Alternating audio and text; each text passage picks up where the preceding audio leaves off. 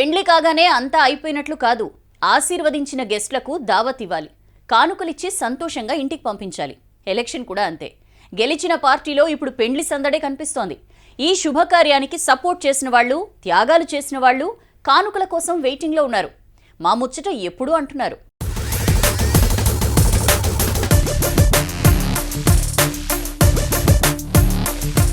Congress party అధికారంలోకి వచ్చింది. Revanth Reddy CM అయ్యారు. బట్టికి డిప్యూటీ సీఎం, మరికొందరికి మంత్రి పదవులు వచ్చాయి. ఇదంతా బాగానే ఉన్నా తమ సంగతి ఏంటని కొంతమంది పార్టీ నేతల్లో చర్చ మొదలైందట. అసెంబ్లీ ఎన్నికలప్పుడు చాలా మంది టికెట్ ఆశించి భంగపడ్డారు.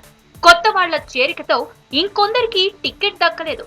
సర్వే బాగాలేదని మరికొందరికి టికెట్ ఇవ్వలేదు ఏఐసీసీ. పార్టీ అధికారంలోకి వస్తే న్యాయం చేస్తామని, నామినేటెడ్ పదవులిస్తామని వీళ్లందరికీ హామీ ఇచ్చారట ఢిల్లీ పెద్దలు. ఇప్పుడు కాంగ్రెస్ పవర్ లోకి రావడంతో తమ పదవుల కోసం ఎదురు చూస్తున్నారట హస్తం నేతలు.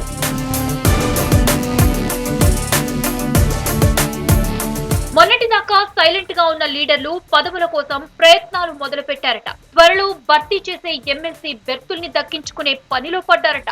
గవర్నర్ కోటాలో 2 ఎమ్మెల్సీలు ఖాళీగా ఉన్నాయి. కల్వకుర్తి నుంచి కసిరెడ్డి నారాయణ రెడ్డి, హుజూరాబాద్ నుంచి కౌశిక్ రెడ్డి, స్టేషన్ ఘన్పూర్ నుంచి కడియం శ్రీహరి, జనగాం నుంచి పల్లా రాజేశ్వర్ రెడ్డి ఎమ్మెల్యేలుగా గెలిచారు. వీళ్లందరూ ఎమ్మెల్సీలుగా ఉంటూ ఎమ్మెల్యేలుగా పోటీ చేశారు.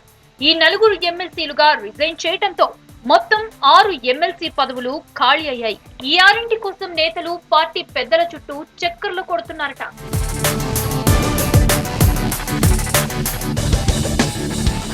6 ఎమ్మెల్సీ పదవులపై హస్తం నేతలు గంపెడాసులు పెట్టుకున్నారట.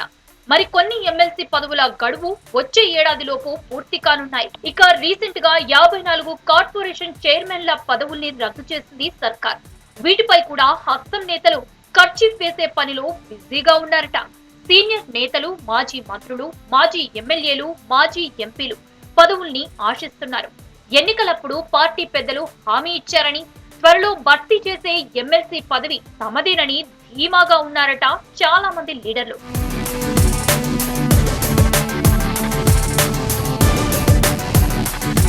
గవర్నర్ కోటా ఎమ్మెల్సీ తనదేనని, లంబాడీ కోటాలో మంత్రి పదవి ఖాయమని అంటున్నారట కేంద్ర మాజీ మంత్రి బలరాం నాయక్.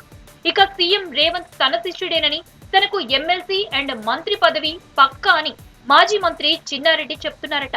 ముషీరాబాద్ లో ఓడిన అంజన్ కుమార్ యాదవ్ కూడా తనకు ఎమ్మెల్సీ ప్లస్ మంత్రి పదవిని లెక్కలేసుకుంటున్నారట.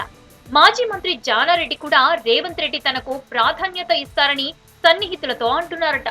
టికెట్ రానోళ్లే ఈ పదవులపైన ఎక్కువ ఆశపడుతున్నారట. నిజామాబాద్ అర్బన్ టికెట్ ఆశించిన మహేష్ కుమార్ గౌడ్, పరకాల టికెట్ అడిగిన మాజీ ఎమ్మెల్సీ కొండా మురళి గట్టి పట్టుపడుతున్నారట.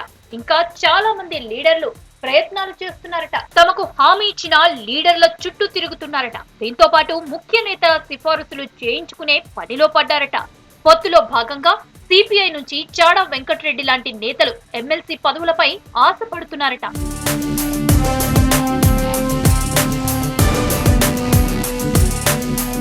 ఎమ్మెల్యే టికెట్ ఆశించి భంగపడ్డ నేతలకు ఎమ్మెల్సీ పదవులపై ఆశ ఉంటే, మిగతా నేతలు కార్పొరేషన్ పదవులపై హోప్స్ పెట్టుకున్నారట. మరి ఎవరికి ఏ పదవులు వరిస్తాయో చూడాలి.